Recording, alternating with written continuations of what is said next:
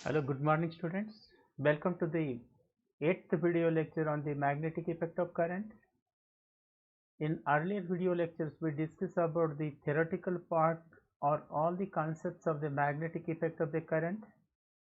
And in this video lecture, we are going to discuss some difficult, higher level numericals which are easy but little twisted, which is asked in the examination. So let us start with this numerical part. In a earlier video lecture, I discussed all the theoretical part formulas before starting the numericals. That video was lengthy, but I am directly start to the numericals, and at the time of the numerical, I will explain you the how that formula terms comes from. Let us start with this first numerical. Two long parallel wires A and B carrying the current 8 ampere and 5 ampere in the same direction, separated by a distance 4 centimeter. Estimate the force on the section of a 10 centimeter section of a wire. Just you recall the force experienced, the current force by experienced by the current carrying conductor. These are the two parallel current carrying conductor carrying the current. This is the A, or a conductor is a B carrying the current. This is the 8 ampere, and second conductor carrying the current 5 ampere, and these two conductors are separated by a distance equal, this is a 4 centimeter. And what is the magnetic field? We estimate the, not a magnetic field, this is the estimate the force on the 10 centimeter section of the wire. So these two current carrying conductor, they produces the magnetic field around it, and if the another conductor is placed in the magnetic field of the other conductor's magnetic field, and in this way both the conductor produces the magnetic field due to the current through it in its surrounding, and in that magnetic field these conductors are placed. So they experience the force.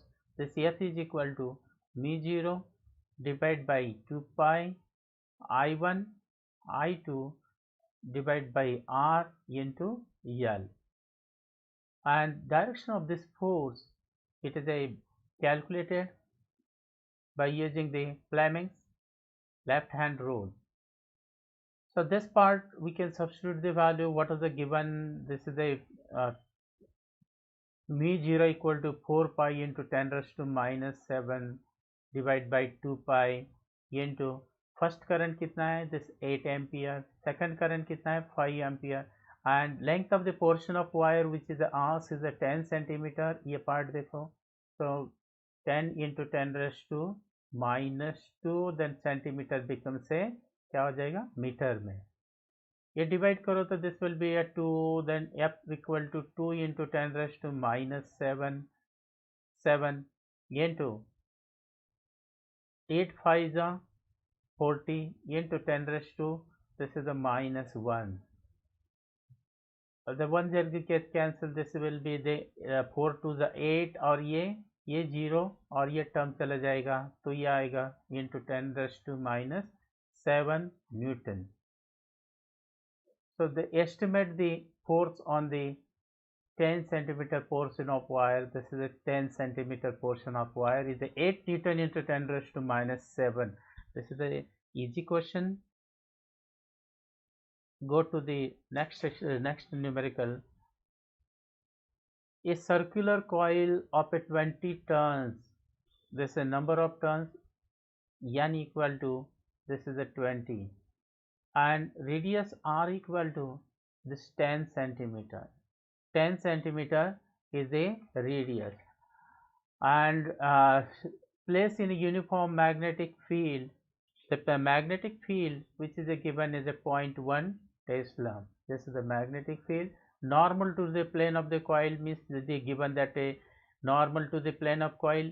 So angle between the plane of the coil and magnetic field is a theta equal to 90 degree, and the current through it is a 5 ampere. What is the torque on the coil? The torque on coil equal to NIA, this is the magnetic moment, and into P sine of a theta. So theta equal to, this is 90 degree, theta equal to 90 degree. So the torque tau equal to NIA into B. Okay, there are the three questions here. Torque. अब यहाँ देखो, circular coil turns into this है, theta equal to यहाँ 90 degree होता है, so this equal to uniform magnetic field B is a normal to the plane of the coil. This is not a 90 degree. This is a theta is a perpendicular to the plane. What is the theta? यहाँ गलती किया. This is not a 9. So theta is a angle between perpendicular to plane of coil and magnetic field B. तो यहाँ क्या लिखा है देखो, they place in a uniform magnetic field 0.1 Tesla normal to the plane of the coil. So normal to the plane of coil means angle between the perpendicular to the plane of the coil. Normal होता है perpendicular, मतलब अगर ये मान लो ये coil है, this is the coil, और perpendicular the plane of the coil, ये हो गया perpendicular to the plane of the coil, perpendicular to the plane of the coil. और magnetic field is also normal means this also perpendicular, मतलब magnetic field direction is also they say perpendicular to the plane of coil या normal. This is the direction of B and this is the perpendicular to the plane, मतलब कौन है ये, this is the perpendicular to the plane of this coil and normal pin. So theta equal to क्या आएगा 0, not a 90. Here we made the mistake.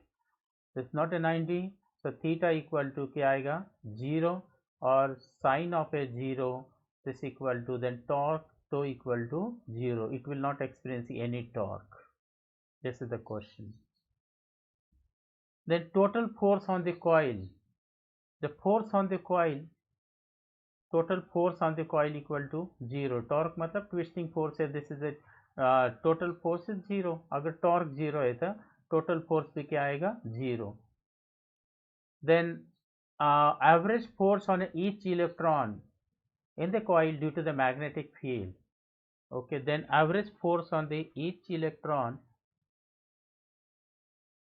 average force on each electron due to the magnetic field. Oh yeah, the average force in a magnetic field of a electron F is equal to, that is a F equal to that force equal to L Vd into B, average force. क्योंकि यहाँ देखेंगे तो coil कैसा है, coil है ये direction में और इस डायरेक्शन में मैग्नेटिक फील्ड है कॉइल का. Okay, then motion of the electron कैसे घूम रही है, ये इस डायरेक्शन में मान लो इलेक्ट्रॉन से और उसका मैग्नेटिक फील्ड का डायरेक्शन ये है. तो ये कैसा हो गया, इस परपेंडिकुलर हो गया, मतलब टेंजेंट टू द सर्कल हो गया ये. तो this is a F L V, this is a, हम ऐसा लिखेंगे F L V B sine of a theta. तो यहाँ थीटा इक्वल टू 0 आएगा and the term V D equal to, मैं यहाँ वैल्यू रख रहा हूँ V D equal to I divide by N E A. This is drift velocity का derivation से ये टर्म ड्रिफ्ट वेलोसिटी का वैल्यू हम इसमें रखेंगे. तो F M this equal to क्या आएगा बोलो, L N two I divide by N E A into B, और this is Okay, yeah, this not a L, this is a Q. Okay, so this is a Q. So L is this is the Q. Q और Q is a charge और Q यहाँ क्या है E है और ये Q दोनों charge है इलेक्ट्रॉन के ऊपर। Q की जगह हम E भी लिख सकते हैं, जैसे मैं यहाँ लिख रहा हूँ जिससे E भी यूज कर सकते हैं। F is equal to E into charge Q लिखने की वजह से E लिखेंगे तो this E get cancel, the FM this equal to क्या आएगा बोलिए, this is IB divide by N into ये रहेगा, क्योंकि ये चार्ज है और ये चार्ज के बारे में चल रहा है तो ये चार्ज चार्ज कैंसिल हो जाएगा, दोनों इलेक्ट्रॉन्स हैं। और I कितना दिया है current 5 ampere, this is a 5 into magnetic field कितना है 0.1 टेस्ला में दिया है, no problem. Number of turns कितना है 20 इंटू एरिया कितना है, एरिया हमने निकाला क्या, नहीं area is not given, so we can calculate the area by using the formula। कौन सा फॉर्मूला से करेंगे, तो this by using this formula area of a coil, area equal to क्या लिखेंगे, this equal to pi R square. कैसे circular coil है तो एरिया भी क्या आएगा, इसका एरिया आएगा पाई आर स्क्वायर। अगर हम यहाँ लिखेंगे 3.14 पाई का वैल्यू और आर का वैल्यू कितना है, R equal to the radius equal to 10, तो 10 का मतलब 10 इंटू 10⁻² उसका स्क्वायर, तो क्योंकि ये सेंटीमीटर में दिया है तो ये आएगा 3.14 इंटू 10⁻²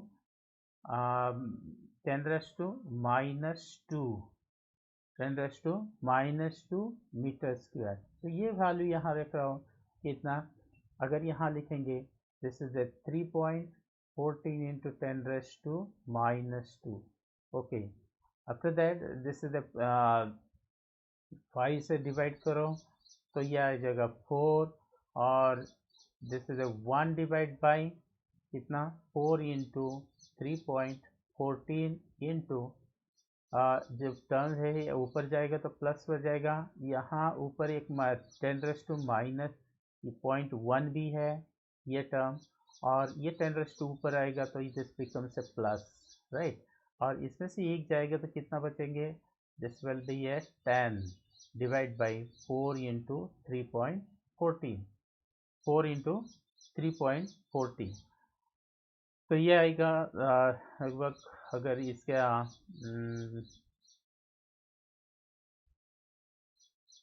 ओके जैसे 4 से ये 2 ये 5 हो जाएगा और ये 2.5 आएगा इंटू 10⁻² कितना ये, जैसे ये चला जाएगा तो ये 10 आएगा बराबर, तो दिस आंसर विल बी है 5 into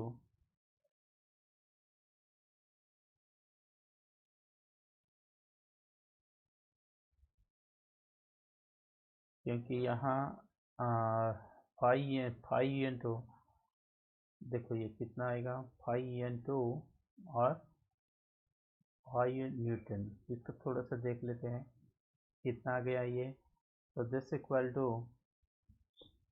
n equal to 20 turns हैं, इसको सिंप्लीफाई करो ठीक से, यहाँ ये बस only this is the term कौन सा 0.1 डिवाइड बाई 4 इंटू 3.14 इंटू ये तो खाली आएगा यहाँ 10, तो F N this is a force equal to 10 divide by हम लिखेंगे इसको 4 इंटू 3.14 को लिखेंगे 2 और ये 5, तो ये आएगा सम 1 पॉइंट कितने से डिवाइड हो जाएगा 3 2 6 और ये 1 पॉइंट कितना आएगा 4, यहाँ से 2 बचेंगे तो ये 3 6 18 न्यूटन 1.6 न्यूटन ऐसा वैल्यू आएगा।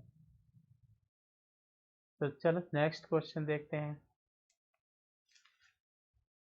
Again this is the one circular coil of a 30 turns, कितना टर्न्स है n equal to this is the 30 turns, 30 turns, radius r equal to 8 centimeter and current I equal to not this is the 6 ampere current 6 ampere, suspended vertically in a uniform horizontal magnetic field of, this is the 1 Tesla. The field lines makes an angle theta equal to 60 degree, and with the normal to the coil, मतलब coil के normal के साथ ये 60 degree बनाता है, इसका मतलब ये 60 डिग्री बराबर है. We calculate the magnitude of a counter torque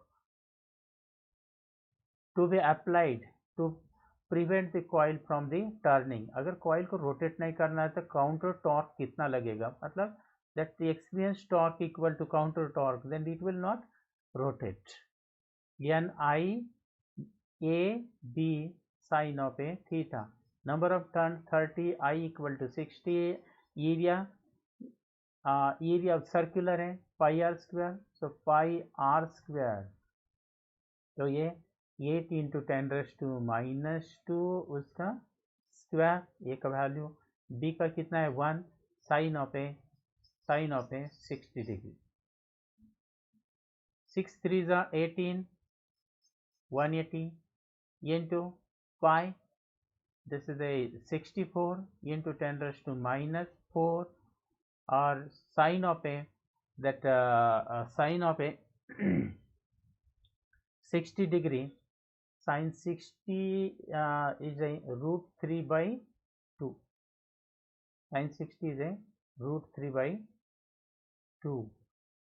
The sine 60 is a root 3 by 2. Okay, then divide करो, इसका क्या बचा है, तो ये हो जाएगा 32, और मैं यहाँ लिख रहा हूँ 180 multiply by 32 into, this is the pi का वैल्यू, और into root 3 into 10 raise to minus 4. अगर इसको सिंप्लीफाई करते हैं, ये सॉल्व करते थे, तो ये टाइम नहीं लगाएंगे इसमें, तो हम डायरेक्ट इसका आंसर लिख रहे हैं, this equal to 3.13 newton metre. क्योंकि टॉर्क का मतलब होता है, टॉर्क क्या है, force perpendicular, force into the perpendicular distance. तो फोर्स का न्यूटन और डिस्टेंस का हो गया metre, newton metre. This is the torque. To equal to torque equal to this equal. Then एक क्वेश्चन नीचे लिखा है, व्हाट इज द, मतलब घूमना नहीं है तो इतना काउंटर फोर्स लगाना पड़ेगा, टॉर्क लगाना पड़ेगा, तब ये घूमेगा नहीं. Then would you answer the change if coil in where replace the planar coil of a some irregular shape.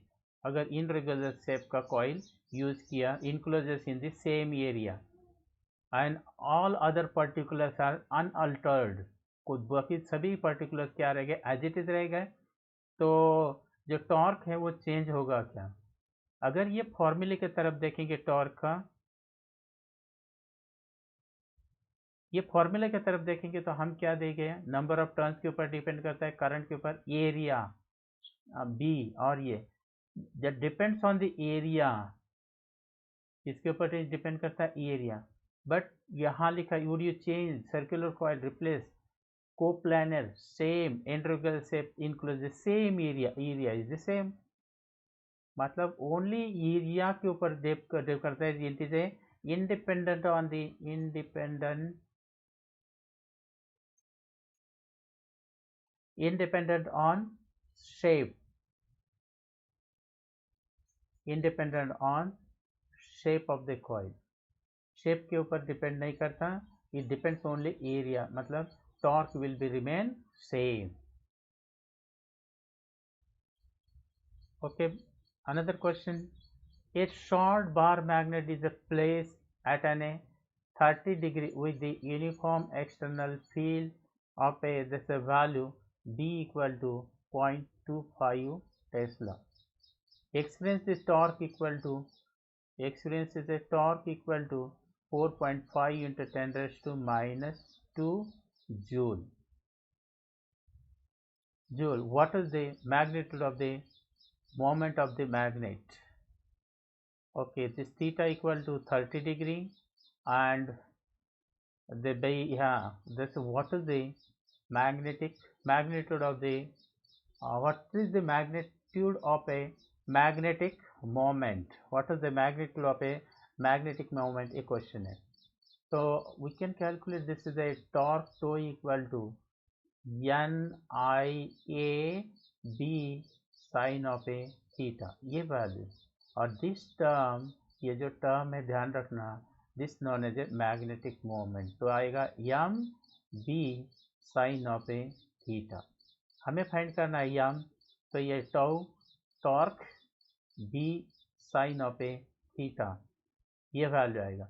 अब यहाँ देखो यम इक्वल टू टाउ कितना है 4.5 इंटू 10⁻⁻² जूल.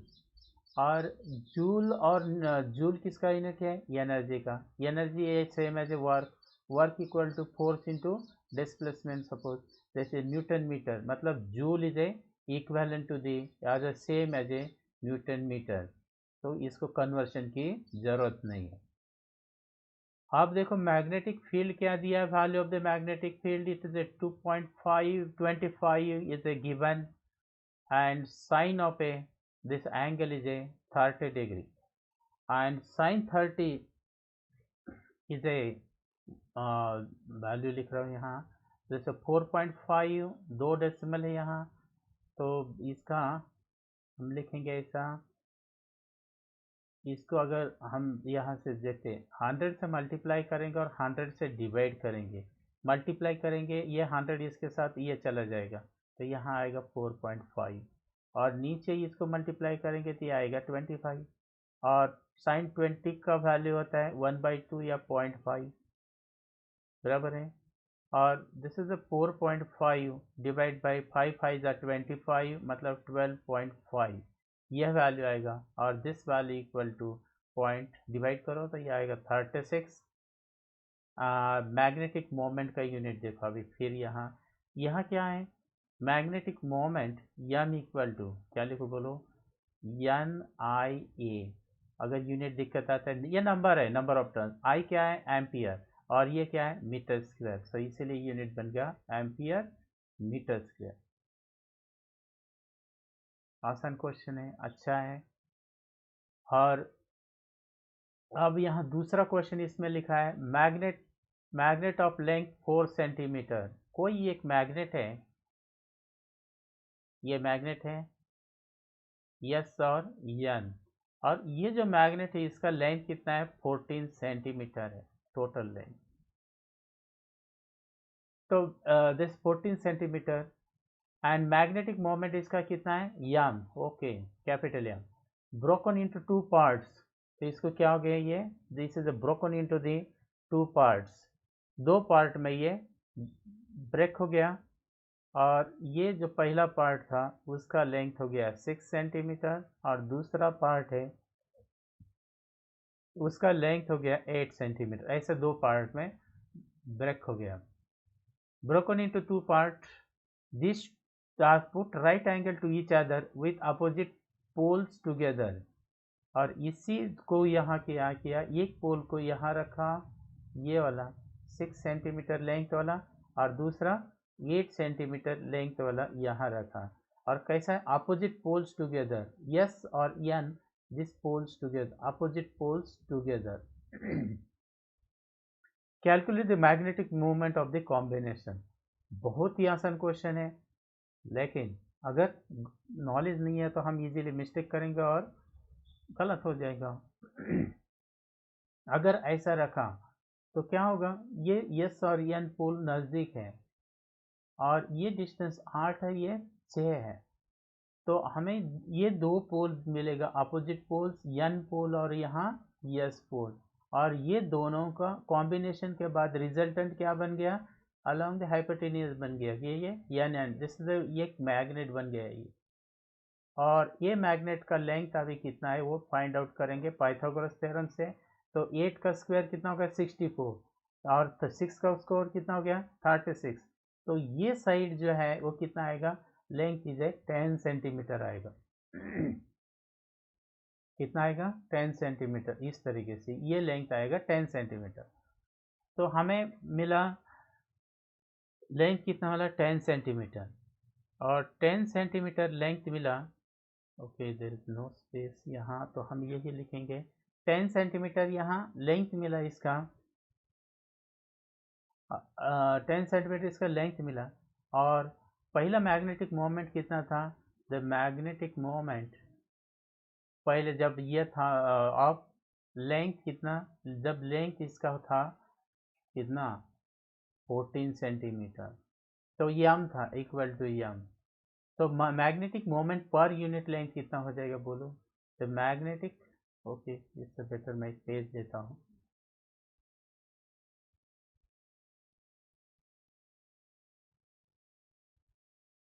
हाँ, तो ये जो मैग्नेटिक मोमेंट है, मैग्नेटिक मोमेंट ऑफ किसका magnetic moment?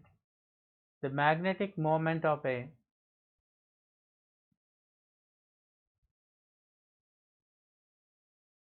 so magnetic moment of magnetic moment of magnet 14 centimetre length. जब इसका 14 सेंटीमीटर लेंथ था तो कितना था M. So magnetic moment per unit length, per unit length कितना हो गया? M divide by 14। अब हमें ये जो हमने दो मैग्नेट अरेंज किए थे इस तरीके से, ये था यहाँ 6 सेंटीमीटर और दूसरा यहाँ आया था दिस इज 8 सेंटीमीटर। और ये जो एन और एस पोल बना, यहाँ से एन और एस पोल, और तो इसका जो लेंथ निकालेंगे तो ये आएगा 10 सेंटीमीटर। तो हमें निकालना है कि ये जो रिजल्टेंट मैग्नेट इस डायरेक्शन में बना तो उसका क्या निकालना है? Magnetic moment. तो magnetic moment of 10 centimetre length magnet equal to, तो पहले कितना था M divide by 14 multiply by क्या करना है 10 करना है। So this equal to M divide by 1.4 आएगा। दिस इज सिंपल टर्म है, समझ में आया? ओके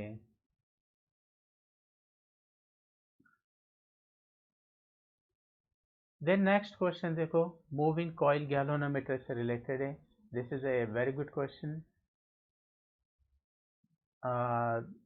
थोड़ा सा इंटरप्ट है,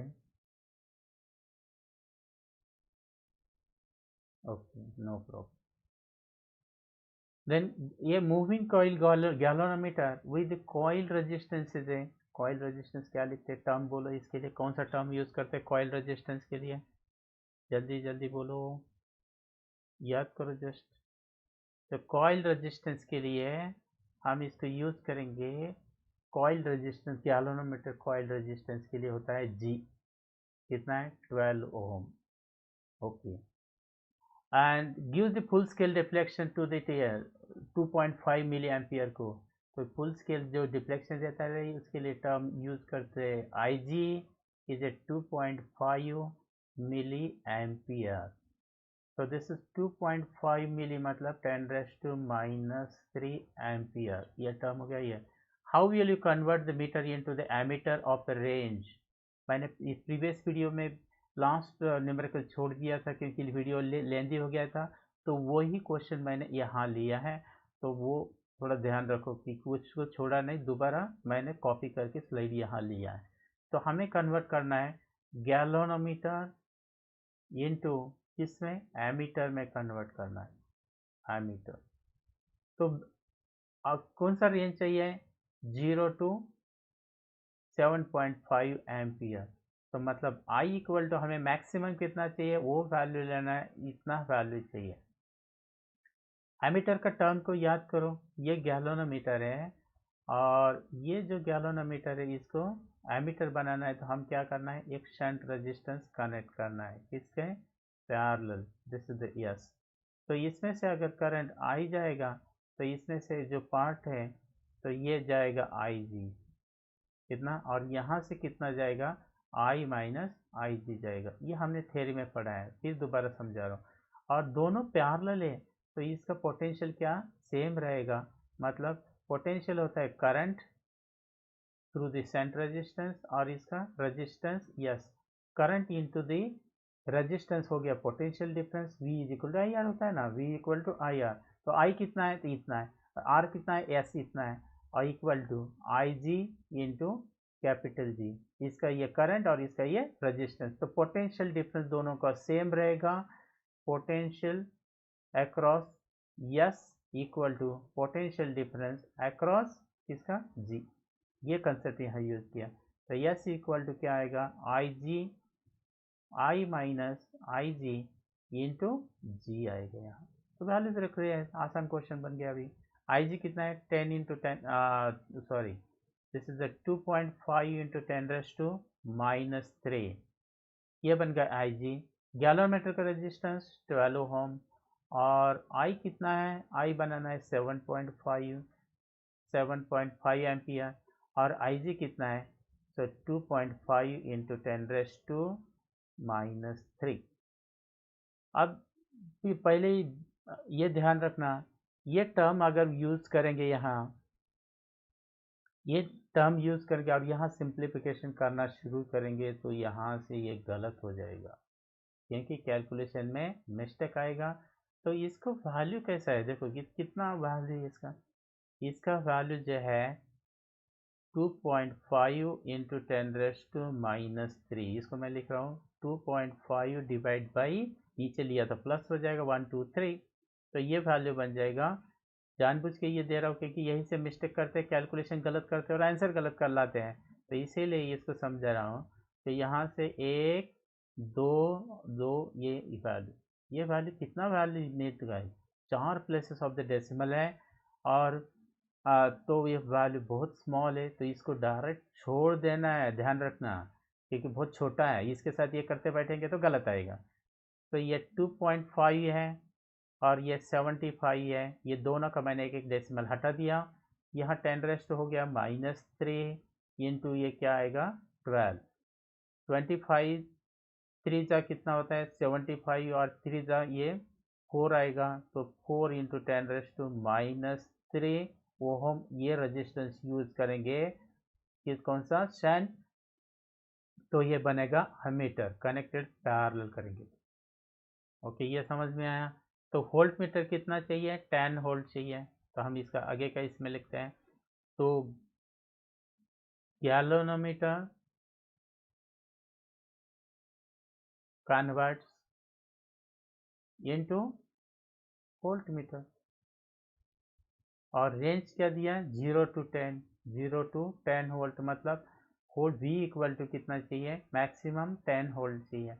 और गैलोनोमीटर का वोल्ट मीटर में करना है तो उसको ये क्या करना है, एक series high value resistance connect करना है। तो इसमें से करंट IG जाएगा तो सीरीज में सेम करंट IG इसमें रेजिस्टेंस से जाएगा।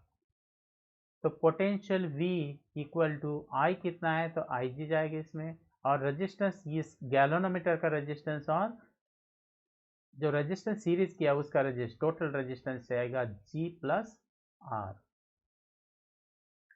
तो हमें ये R का वैल्यू फाइंड करना है तो मैं क्या करूँ इसका IG इस साइड में लेता है और ये G प्लस R आएगा। तो R इक्वल टू क्या आएगा बोलो V divide by IG minus G। V कितना है 10 वोल्ट कन्वर्ट करना है हमें 10 वोल्ट में लाना है। IG कितना है 2.5 इंटू 10⁻³ है और ये गैलोनोमीटर का ये 12। तो इसको क्या करते हैं एक डेसिमल हटा देंगे तो ये होगा 100 डिवाइड बाई 25 इंटू 10⁻², ये ऊपर जाएगा तो +3 -12 हो जाएगा और ये आएगा 4। तो 4 के ऊपर 3 0 मतलब 4000 हो गया -12। तो ये आएगा 4000 से 12 को माइनस करो तो आएगा 8।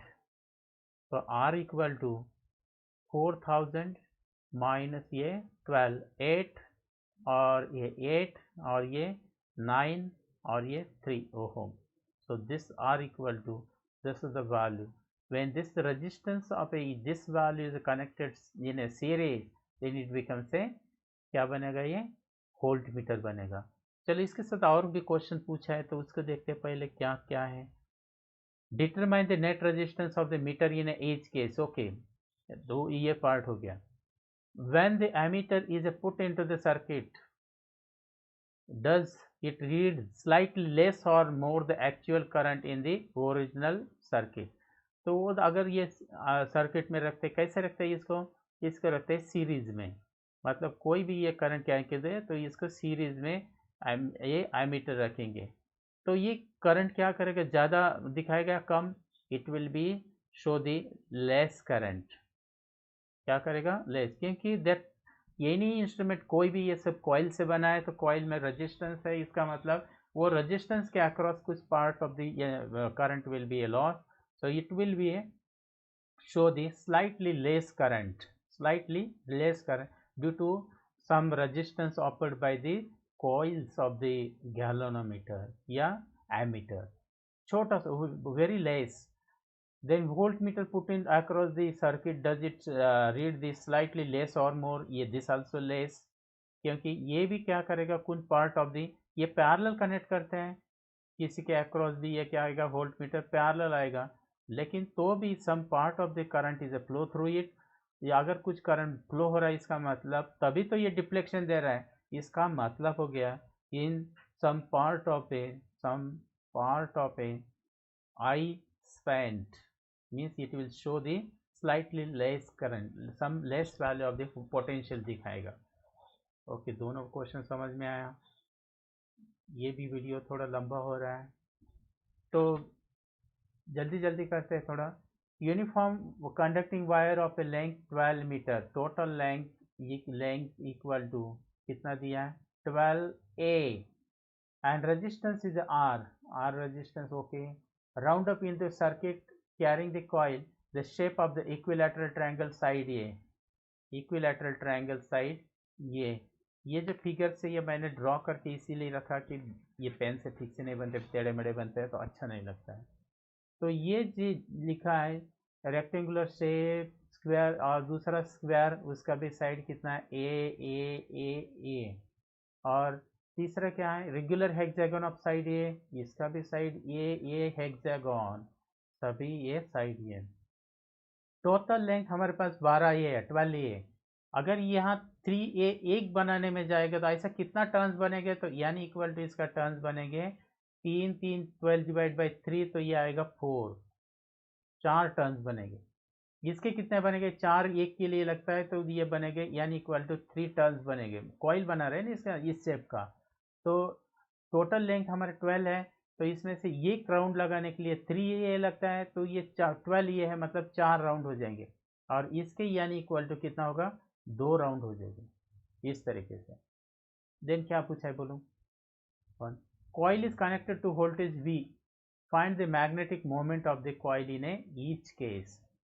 अब इसका मैग्नेटिक मोमेंट फाइंड करना है, तो मैग्नेटिक मोमेंट का फॉर्मूला क्या है, तो मैग्नेटिक मोमेंट का फॉर्मूला है, यह लिखता हूँ M equal to N I into A, ये फॉर्मूला है मैग्नेटिक मोमेंट का. क्या है N I A, this M equal to, ये फॉर्मूला है. यहाँ नंबर ऑफ टर्न्स हमें मिला कि पहले में कितना, दूसरे में कितना, तीसरे केस में कितना. ओके, करंट का वैल्यू यहाँ मेंशन नहीं किया तो हम आंसर में भी आई रखेंगे, और तब हमें ज़रूरत पड़ेगी एरिया का, तो हर फिगर का एरिया निकालना पड़ेगा. इसका कितना है, इसका एरिया तो आसान है, इक्वल टू ए स्क्वायर आएगा.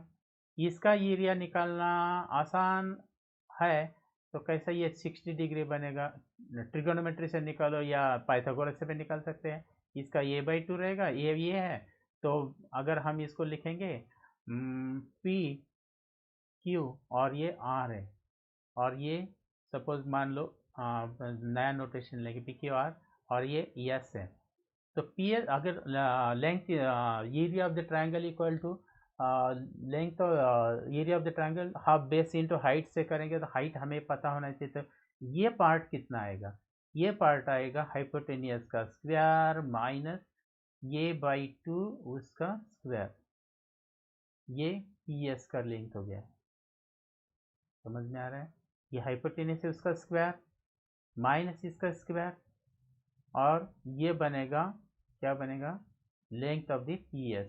तो मैं यहाँ लिख रहा हूँ length of the P S equal to hypotenuse का स्क्वायर ए और इसका ए स्क्वायर डिवाइड बाई 4। तो ये माइनस करो तो ये आएगा √3 ये भी पी एस स्क्वायर होगा यहाँ, √3 डिवाइड बाई कितना आएगा 2। This is a P S equal to √3 divide by 2a। तो इसका एरिया निकालना है, area equal to area of the triangle equal to half, base कितना है यहाँ से यहाँ तक इसका बेस है तो ये a है, और हाइट कितना है, हाइट अगर √3a डिवाइड बाई 2। तो 2 हो गया 4, एरिया 2 हो गया 4, और ये √3a स्क्वायर डिवाइड बाई क्या आएगा 4। ये हो गया एरिया पहले का, बराबर है। ये पहले का एरिया, ये दूसरे की एरिया। तो ये याद रख के टर्म याद रखो। तो आगे स्लाइड लेते हैं नया, तो उसमें लिखेंगे द मैग्नेटिक, ओके मैं यहाँ लिखा हूँ मैग्नेटिक मोमेंट ऑफ ए, पहला फिगर कौन सा है, equilateral triangle, this equal to NIA। तो ये n नंबर ऑफ टर्न्स कितना 4 आया था उसमें, I एज इट इज, और एरिया कितना आया था उसका, एरिया थोड़ा देख लेते हैं, एरिया आया था √3a स्क्वायर बाई 4। तो कितना आया, √3a square by 4, 4 this get cancel, so this equal to √3a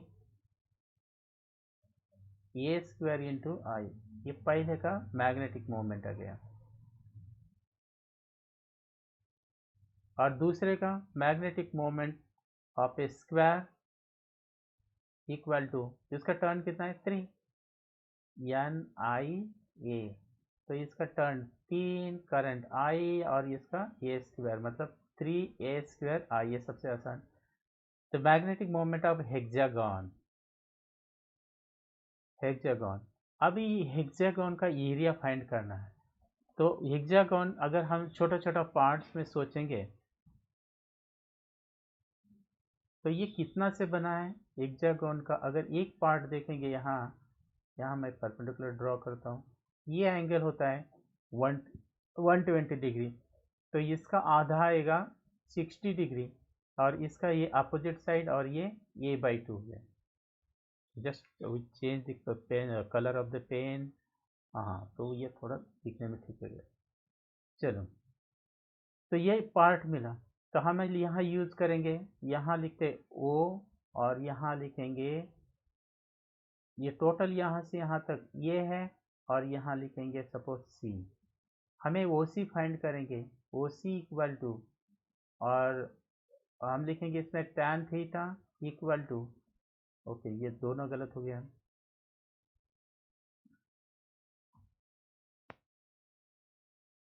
यहाँ tan थीटा इक्वल टू, अगर tan थीटा इसका अपोजिट कितना है OC डिवाइड बाई कितना, ये C, दोनों भी C आ गया यहाँ, तो यहाँ O PQR नहीं है, OP लिखते हैं इसको, OP डिवाइड बाई PC। तो OP इक्वल टू कितना आएगा फिर, PC कितना है a/2, और ये tan ऑफ ए कितना हो जाएगा, ये tan ऑफ ए 60 डिग्री हो जाएगा। और tan 60 कितना एंगल होता है, tan 60 होता है दिस इक्वल टू tan 60 1 का 1/√2 145 का, और tan √2, तो this equal to OP equal to a/2, और ये tan 60 हो गया √2, tan 60 कितना हो गया √2, और tan 60 √2 हो गया, tan ऑफ 60 √2 बराबर है क्या, tan 60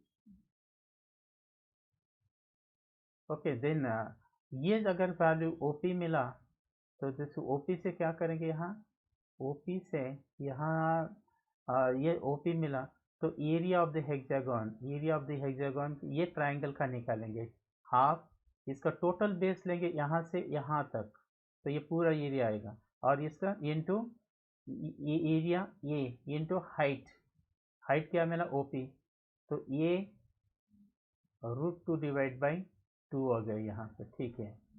तो एरिया ये इक्वल टू 2 ये इंटू ए स्क्वायर हो जाएगा डिवाइड बाई 4, और ये वैल्यू हम आगे के इसमें लेंगे कि, और ऐसे कितना है 6 है तो √2 डिवाइड बाई 4 स्क्वायर, तो area of a hexagon area equal to √2 square divide by 4, और ऐसे हेक्सागन में कितना है 6 है तो 6 यानी हो गया ये 3 और ये 2 आ गया, तो एरिया ये equal to 3 √2 square divide by 2, √2 से मल्टीप्लाई करो तो क्या हो जाएगा, तो ये 2 हो जाएगा और 2 गेट कैंसिल, तो 3 स्क्वायर डिवाइड बाई क्या आएगा √2 हेक्सागन का एरिया। तो मैग्नेटिक मोमेंट इसका, magnetic moment of hexagon, magnetic moment of a hexagon this equal to then this equal to number of turns कितना है हेक्सागन का 2, और इसमें करंट कितना है आई है, और एरिया कितना हो गया 3 square divide by √2, okay then this equal to क्या आएगा 2 into 2 6 square divide by √2 into I. This is the magnetic moment for the hexagon. तो तीनों का मैग्नेटिक मोमेंट पूछा है, बस इतना सा क्वेश्चन, ज़्यादा डिफिकल्ट नहीं है, और लेकिन पूछा गया पहले।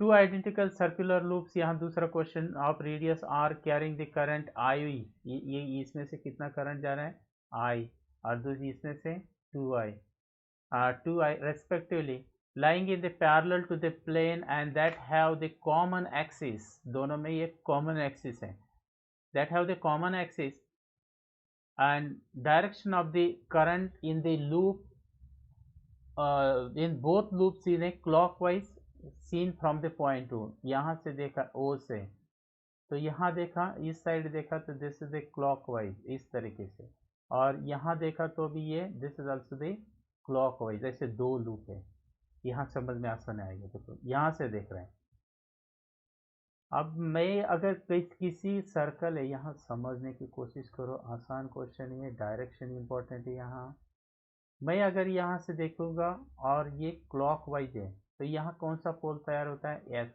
अगर ये डायरेक्शन का याद होगा तो कौन सा क्लॉकवाइज के लिए यस, यस, और magnetic field direction S to N होता है, सॉलिनॉइड या लूप के अंदर यस टू एन होता है, इसका मतलब इसने जो मैग्नेटिक फील्ड प्रोड्यूस किया है यस होता है, तो मैग्नेटिक फील्ड का डायरेक्शन यहाँ रहेगा, so this is the magnetic field direction of A BP, मतलब ये कॉइल पी है, उसने जो मैग्नेटिक फील्ड के ये डायरेक्शन रहेगा। यहाँ भी ऐसा ही है, यहाँ भी क्या है क्लॉकवाइज देखेंगे यहाँ, तो यहाँ भी यस पोल तैयार होगा, तो मैग्नेटिक फील्ड का डायरेक्शन बी क्यू इसी डायरेक्शन में होगा। तो यहाँ से देखेंगे पॉइंट ऑफ ऑब्जर्वेशन ओ, तो दोनों का मैग्नेटिक फील्ड का डायरेक्शन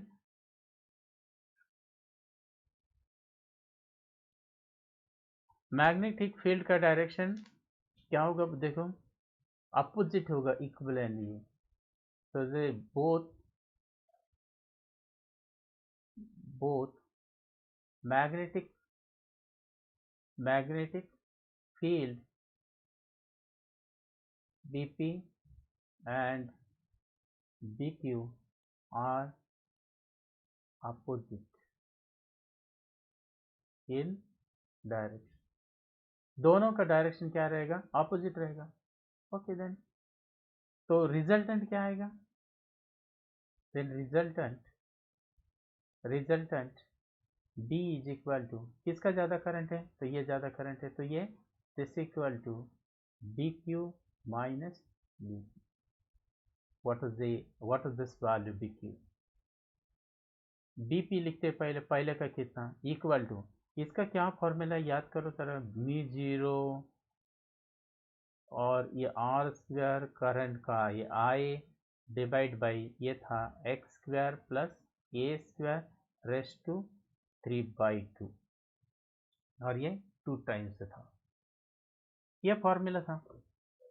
अब यहाँ बीपी इक्वल टू ये वैल्यूज लिखेंगे तो ये μ0 आर स्क्वायर, लेकिन यहाँ रेडियस कितना दिया देखो, radius are plane parallel to each other axis, the direction of the current in the both clockwise equivalent, find the magnitude. okay, यहाँ रेडियस, हाँ करंट का, हाँ रेडियस, ये टर्म देखो, रेडियस ए है आर, तो ये इक्वल टू आर हो गया यहाँ, तो ये आएगा 2 और ये दोनों आर डिस्टेंस है, यहाँ से ये डिस्टेंस कितना है, ये डिस्टेंस भी कितना हो गया आर, और रेडियस भी कितना है, ये रेडियस भी आर, इसका मतलब यहाँ R square plus R square आएगा, R square plus R square raise to 3/2, तो ये बीपी इज इक्वल टू क्या होगा, μ0 आर स्क्वायर आई रह गया यहाँ, और यहाँ 2 इंटू 2 आर स्क्वायर 3/2,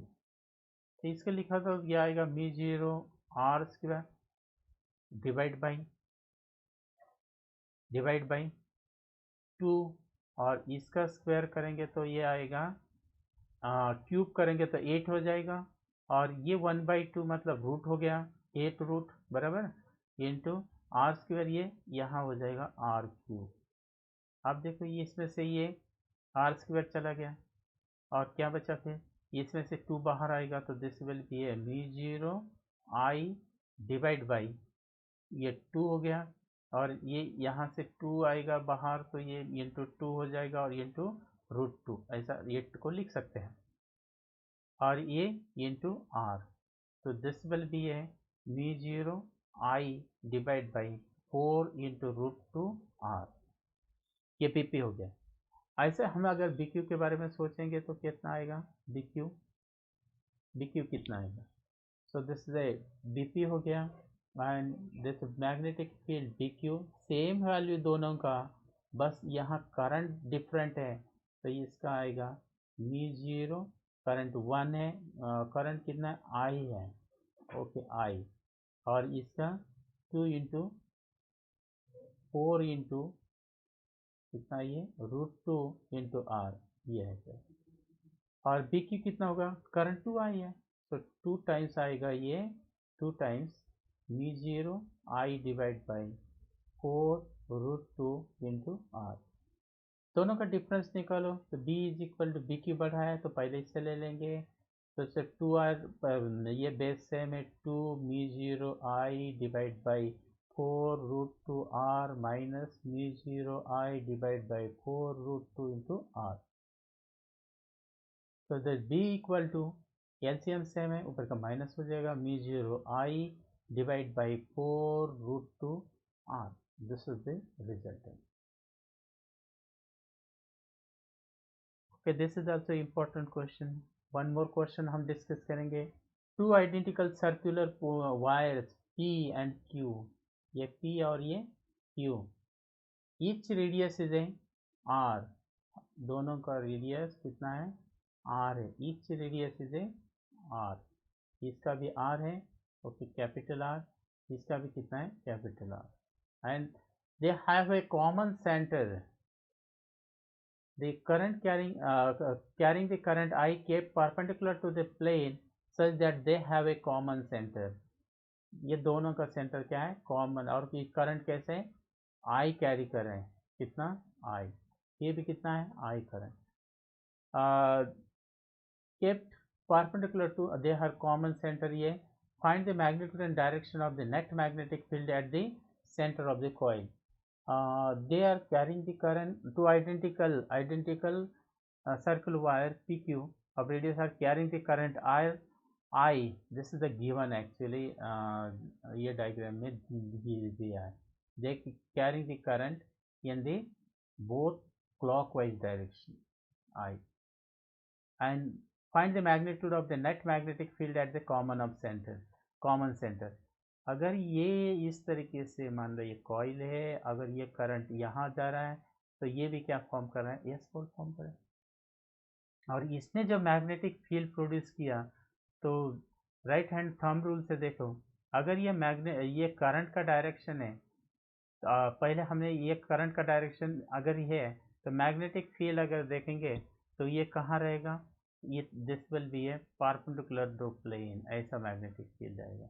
और ये जो वर्टिकल कॉइल है ये भी करंट कैसे कैरी कर रहे हैं, ये क्लॉकवाइज है, तो ऑन द सेंटर इसका भी क्या रहेगा, ये भी रहेगा क्लॉकवाइज, मतलब यस, इसका मतलब इस साइड से देखेंगे तो ये इस तरीके से यस टू एन जाएगा। और ये फील्ड जो बी क्यू है और ये जो फील्ड बी क्यू है, बी पी है, ये दोनों कैसे फील्ड है, परपेंडिकुलर हो गया, जैसे एंगल थीटा, जैसे B P and B Q magnetic fields are perpendicular, कैसे आएगा, परपेंडिकुलर। तो देयर रिजल्टेंट क्या आएगा, दो फील्ड से ये बी पी हो गया और ये दूसरा फील्ड है बी क्यू, और दोनों के बीच में 90 डिग्री एंगल है। ये वेक्टर क्वांटिटी है, तो जैसे b इज इक्वल टू क्या लिखेंगे, अंडर रूट, क्या लिखेंगे, ये लिखेंगे B P square plus B Q square plus 2 times B Q B P cos of a 90 degree आएगा, कॉस 90 क्या हो जाएगा, 0। तो b इज इक्वल टू क्या आएगा, B P square plus this is a B Q square, B Q square, but यहाँ terms are the same, तो B P is equal to क्या आएगा, बी क्यू, करंट सेम है, दोनों magnetic field same है, तो ये रिजल्टेंट कितना आएगा, मैं यहाँ लिख रहा हूँ, देखो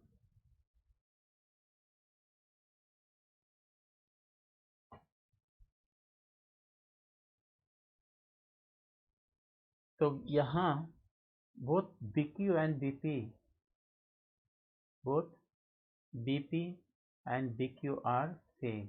So magnetic field at the center of circular coil क्या होता है, बोलो, magnetic field at center of coil is equal to कितना आता है, magnetic field at the center of the coil equal to this is the magnetic field at the center of circular coil is equal to mu0 I divide by 2r, r same है I same है, दोनों का equal, तो इसीलिए this B P equal to, ये दोनों add हो जाएंगे तो ये आएगा √2 इंटू बी पी।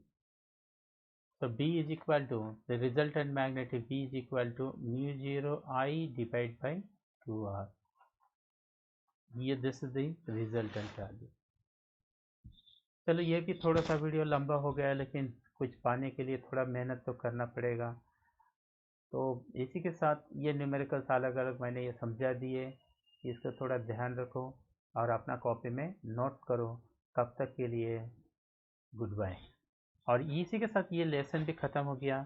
अब मैं इसका पूरा न्यूमेरिकल पार्ट बहुत सारे वीडियो लेकर कवर करने की कोशिश किया है। तो ध्यान रखो, अपना कॉपी में लिखो और और थोड़ा प्रैक्टिस करो अलग अलग क्वेश्चन के लिए, और अपना नोटबुक ठीक से मेंटेन करो।